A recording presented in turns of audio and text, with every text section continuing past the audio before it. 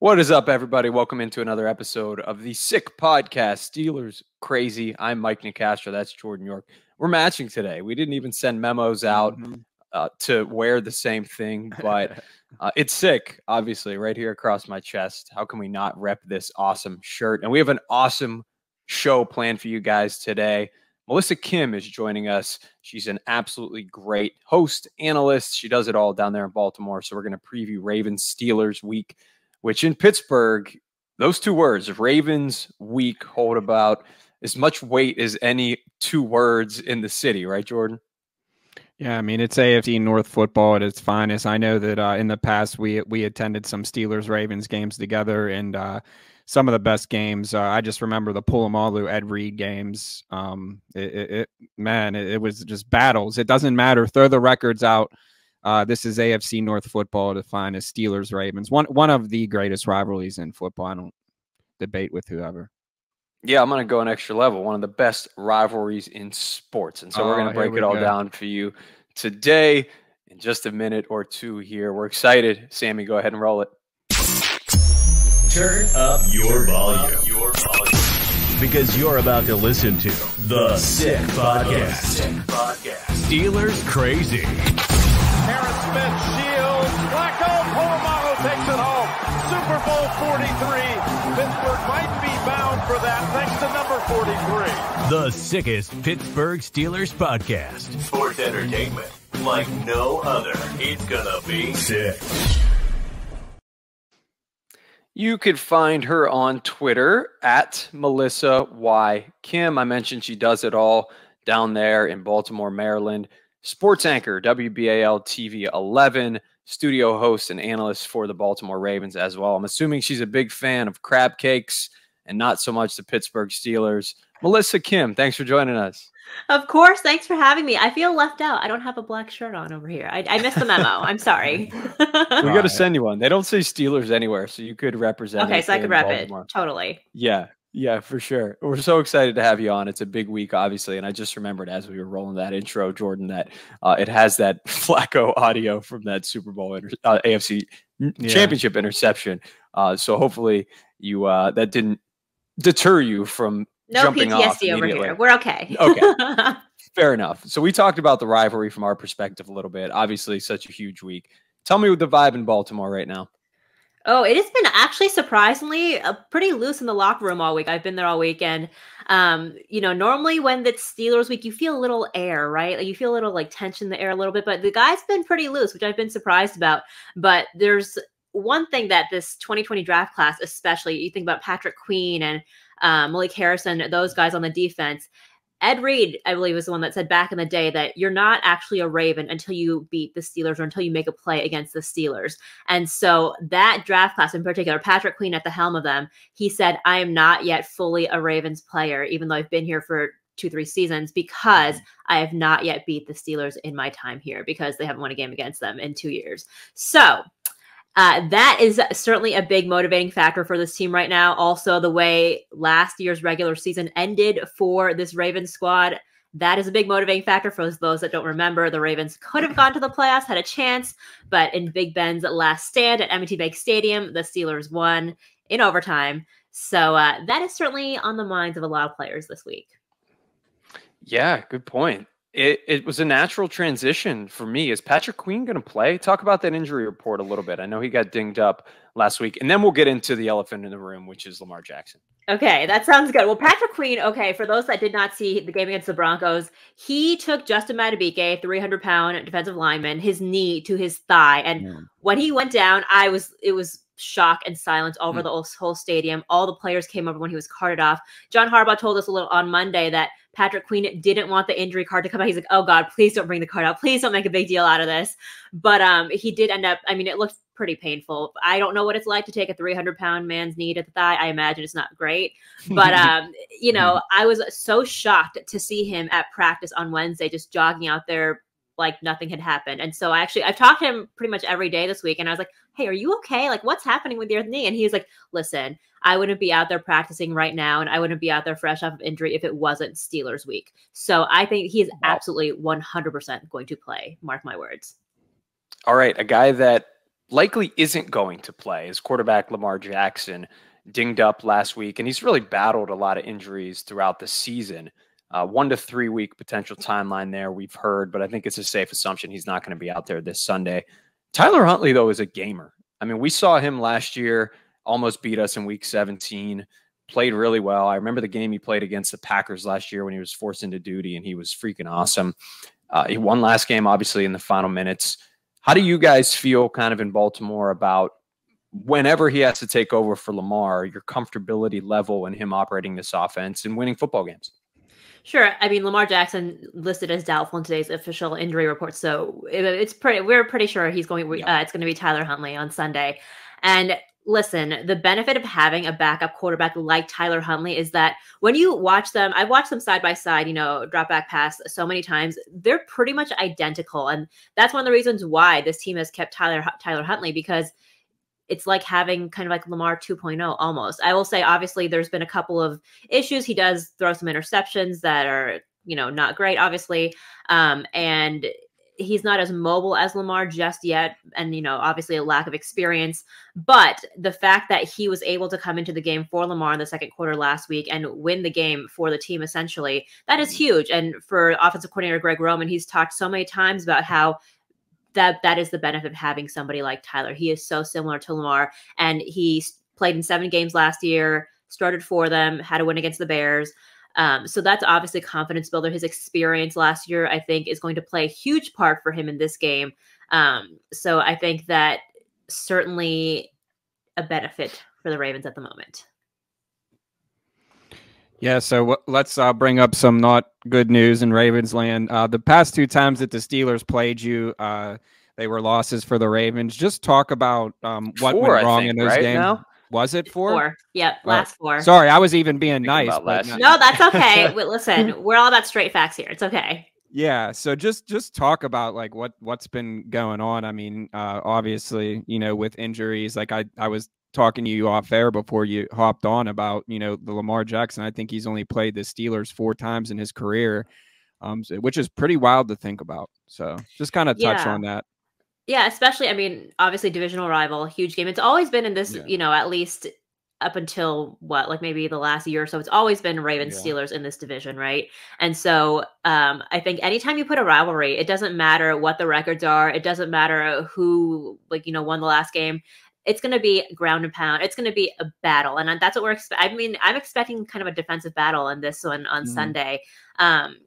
Some good news, though, for the Ravens offense, at least. I know they've kind of been the topic of conversation for most of the season in terms of what needs to improve. So Ronnie Stanley, left tackle, all-pro left tackle, he is most likely going to play this Sunday, which is great for the Ravens. You can just tell that line is so much better with him on it. Coming back this season from injury after being out for the last 2 years, he is pretty much playing back to, I think, from my perspective, at least, his all-pro status. So that's some good news. I think that that will obviously give the offense a boost. We have Mark Andrews, of course, who talked a lot about the rivalry this week as well. That this is it. This is the big one. This is the one they circle on the calendar every year, the 2 games that they have against the Steelers. So definitely a lot of good motivation this week for sure. So with that being said, what has to go right for the Ravens to win? I think that their offense certainly has to click, right? I mean, they're going through a situation right now, obviously, Tyler Huntley, who is like Lamar Jackson, but, certainly the kinks of not being the starter. I think that's a big thing. I think that they've got to catch the freaking ball. There's been some discussions this past season about pass catchers, wide receivers, with Rashad Bateman out for the season. So there's been a lot of tight ends, on this team. Obviously, they're pretty tight end heavy, and they've been a big part of the offensive rotation. It was interesting. I was talking to one of our producers yesterday, and he was like, "Do you remember the last time a wide receiver on this team caught a touchdown pass?" We had to go back and look. It was back against the Giants week, so it's been quite and it was Devin Duvernay. Yeah. And so it's been there.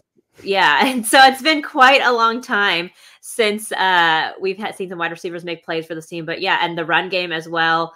Obviously, there's some injuries on that front too. Gus Edwards should play. J.K. Dobbins is not. I don't think he'll be ready to play. But Kenyon Drake, He joined the team this past offseason. I think that he's been such a key addition for this team. He's really been able to be that guy that they need him to be, with the 1-2 punch of Dobbins and Edwards not able to perform. There's a lot of, you're so funny this week. There's a lot of Alabama guys on this team. There's a couple that you guys have too. Yeah. And there's been a lot of chatter about like the SEC Alabama guys this week. Like, you know, they're obviously excited to see Najee Harris and Minka Fitzpatrick with Marlon Humphrey. Roquan Smith, who joined the team in week 9. He's made such a huge impact for this defense, led the team in tackles last week, pretty close with the last 3 games before that. He's been a game changer for this defense. I think he's really brought that inside middle linebacker core together between him and Patrick Queen. And he in particular talked about a lot about Najee Harris yesterday because he played against him in college. I guess they know each other. And so they're excited to face each other. Marlon Humphrey obviously talked about all the Alabama guys on the other side as well. So definitely, I think it's going to be fun. We know it's going to be great, but I think it's going to be fun too. They're going to be angrier out there. Alabama missed the playoffs. They're going to be, playing with a little bit of more fuel because of that. I didn't even think about that. That's good stuff. We're going to look forward, obviously, to those matchups, and I'm sure maybe some jersey swaps after the game. I love a good jersey swap over here. No, me too. I do too. It's kind of cool to see like who wants each other's jersey and everything. Yeah. I don't know if you guys saw this, is just an aside, but Deshaun Jackson did a jersey swap with Russell. Did you see? And like Russell's face was just like not excited about it all, but that's okay. Well, his face has been like that for most of the year, so tough to get excited. Let's ride in Broncos land. That is for sure. Let's talk a little bit about the narrative around the Ravens. Listen, it's Pittsburgh. Jordan and I obviously are biased, right? We generally rank the Steelers a little higher than most nationally. But I just have to say this. I think the Ravens are getting a lot, too much crap, I guess, for lack of a better word. A lot of people throwing out the term overrated because they win a lot of close games. I personally think that's kind of a sign of a good team. But, what are your thoughts overall on this just national narrative that the Ravens are vastly overrated? Right. I think especially at the beginning of the season when they were losing the Miami game, I think of in particular, that one was such a dagger because you think about it was about the defense not being able to finish in the fourth quarter. And that defense has gone through a lot of growing pains this season. I remember talking to Justin Houston at the beginning, and he's obviously a veteran of this team and having a freaking freakish season, honestly, if you want to put it that way, at like age 35. But the defense in particular went through a lot of, I think, adversity at the beginning of the season because they had guys out with injury. You think about, the guys that came out with injury, Marcus Williams in particular, I think about, he was an interception machine. He hasn't played in like 5 weeks, and I think he's still in the top 5 in terms of interceptions in the league. Kyle Hamilton, their first round draft pick, he was a rookie that they put right out there on the field. He made his first NFL start last week, but before that, he certainly, you saw him getting burned a couple of times, on the national platform. And I think that is why they've been apt to some heavy criticism this season. But you look at how they play now. I take Kyle Hamilton as an example. They're so much better with him on the field. He's been playing pretty much like every single position in the secondary. He sometimes acts as a linebacker too. This guy is so freakishly talented because of his natural athletic ability and his cerebral knowledge of the game. So I think that because they did have those last second collapses, I think that is why they were perhaps apt to heavy criticism.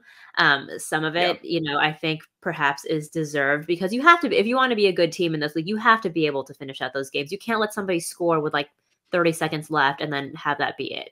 So I think there was a lot of frustration. There's been a lot of meetings that players have called just to kind of rally up the troops and get the team. The Jacksonville loss, I think about, I've been told that on the plane ride back, Marlon Humphrey kind of rallied up the troops and was like, hey guys, like this cannot happen again, because they really do take these things personally. They listen, as much as you want to say that you're a player that doesn't listen to the outside noise, that doesn't look on Twitter, they all do it. They all search their names on Twitter. They all look at their names on the internet, So I think that that is certainly going to be a motivating factor. And in terms of, are they overrated? I don't think they're overrated. I think that they're exactly where they're supposed to be right now. And I think it's going to be a true test of all 3 facets of this team, whether they can close out the rest of these 5 games that we have left, because it really is the division. It really is theirs to lose right now. Yeah. Good, Jordan. Yeah, that's all good stuff. Again, we're really appreciative you're tuned into the Steelers Crazy podcast, a sick media production, and Tangent with Yins are crazy. How weird will this be without Ben Roethlisberger? I was going to say that we talked a lot weird. about that actually this week too. It is so strange. I mean, not to have Ben Roethlisberger there at all, but I think Kenny Pickett he's trending in the right direction. I feel like I think we've seen him improve so much over the last couple of games, and hey, he's out there for a reason, right? The Steelers picked him for a reason, and I think he's right where he needs to be. And you think about when you put rookies out there, right, in these situations, because again, the Ravens went through this as well. I think Harbaugh a couple weeks ago quoted, I can't remember, it was Bill Parcells that he quoted, but for like every single rookie that you put out there is like a game lost or something like that you put in like to start. And I mean, there's obviously a lack of experience, a lack of, that jump from college to pro can be so jarring for some, it's such a shock. But I think that as Kenny gets more games under his belt, I think he'll be great. I think he's gonna be a great quarterback for the team. Yeah, and that's coming from a Ravens reporter, Ravens insider. So that means a lot right there. So let's just talk about, before we get you out of here, again, we appreciate you coming on and talking. Right. The Ravens will win. We kind of talked about the if, so maybe just give your final prediction, score prediction, or do you think the Ravens are going to win? Do you have to say the Ravens are going to win? I don't have to say the Ravens are going to win. I'm a neutral party here. I'm just putting it out there for the record.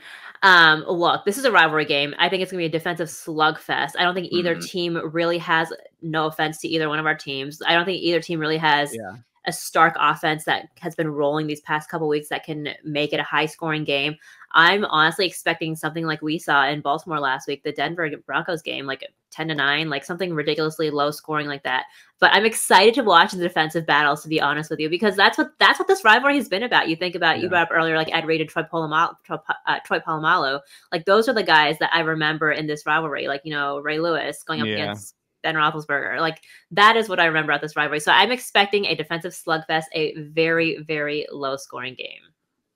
Terrell Suggs, T-Sizzle. I can't forget that guy either. Some incredible moments with Ben Roethlisberger over the years. Hopefully we get some Patrick Queen, Kenny Pickett moments, and that'll kind of, get the ball rolling for the next generation. Yeah, I think that'll be really, really sweet. Yeah, for sure. This is cool. I tell you what, you are awesome. Appreciate you coming on. I know you're super busy. At Melissa Y. Kim. Thanks so much for joining us here on the Sick Podcast. Steelers Crazy. We look forward to tweeting you in the next coming days. Awesome. Thank you guys so much. I appreciate it. Thank you. Thanks. You rock. See ya. All right. So that's that, Jordan. We have I think she predicted the Ravens to win in a rock fight. Yeah, I never got a final score out of it. Yeah, I think she said maybe a 10-9 game, but it looks like she's on the fence a little bit. I'm a little on the fence a little bit too, personally, right now. Almost to the point where I don't even want to give a prediction, even though I should. I say 17-10 Steelers.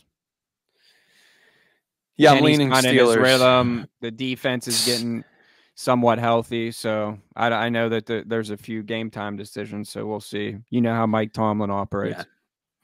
I'll go 17-16 Steelers, but I will admit that it could change by Sunday, just because I feel like every person I've been talking to from Pittsburgh, everybody but from Pittsburgh says the Steelers are going to win. Everybody's penciling them in. That feels dangerous to me because they've lost. The Ravens have lost 4 consecutive times. It just feels like one of those games that, all right, Ravens without Lamar Jackson, Steelers at home, they're rolling a little bit. It just kind of makes me nervous a little bit. I think sometimes when you're least expecting them to lose, they lose. But you have to remember one thing is this is the first of the Chris Wormley revenge game. So he's probably going to have about 3 sacks. And again, make sure you come out Cafe Note on the 20th. Chris Wormley live. Come spend your Christmas with number 95 for your Pittsburgh Steelers. There it is right there. Check it out. We start with the kids meet Santa. We have drinks, meals, giveaways, and then Bucky's gonna put us down with his old school rock and funk for the adults. I'll probably be in bed by then, but definitely come out for a full night of Christmas with Worm, man. And we're just doing this for the fans, and we really appreciate everyone again here at the Sick Podcast, Steelers Crazy, and especially all the Yinzers that tune in and engage and interact with us. So we appreciate it. But yeah, Steelers Sunday. We'll be back Tuesday for the Chris Wormley and Friends show. Probably not going to be able to sit on Chris Wormley's lap if you go to the Chris Wormley live show, but definitely Santa. Definitely Santa. You can make some wishes if you're bringing your kid. Who knows? Maybe you could sit on Santa's lap too and wish for a Steelers playoff. If Chris comes in a Santa hat, I might just have to walk. You're losing it. Absolutely. Christmas with Worm. It's going to be a great time. Right, man. This show's always a great time. Steelers are getting the victory. You can go debate with whoever you want. So, Sammy, run it. It's here we go, Steelers. We're still in the hunt, baby. Buckle up. And that's a wrap. Hope you don't miss us too much until next time. Follow the Sick Podcast Steelers Crazy on YouTube, Instagram, Facebook, Google Play, and Apple Podcasts.